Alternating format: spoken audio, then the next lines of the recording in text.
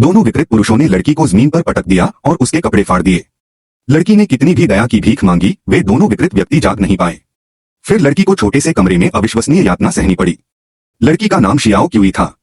वह उस रात काम से घर लौट रही थी और अचानक कुछ बदमाशों ने उसे निशाना बनाया। ऐसा लग रहा था कि उन्होंने उसके पीछे कुछ अजीब देखा था। शियाओ क्यूई घर जाने के लिए अपनी गति तेज कर दी, लेकिन उसके पीछे खड़े कुछ लोग हार मानने को तैयार नहीं थे और धीरे धीरे उसके शिकार का पीछा करने लगे। जैसे ही शियाओ क्यूई घर पहुंचने ही वाली थी, फुगुई अचानक कार से बाहर निकला और उसे पकड़ लिया। फिर उसने अपने बाकी साथियों को बुलाया और शियाओ क्यूई को कार तक घसीट लिया। उसे डर था कि वह चिल्लाएगी और ध्यान आकर्षित करेगी, इसलिए फुगुई ने उसे तुरंत बेहोश कर दिया।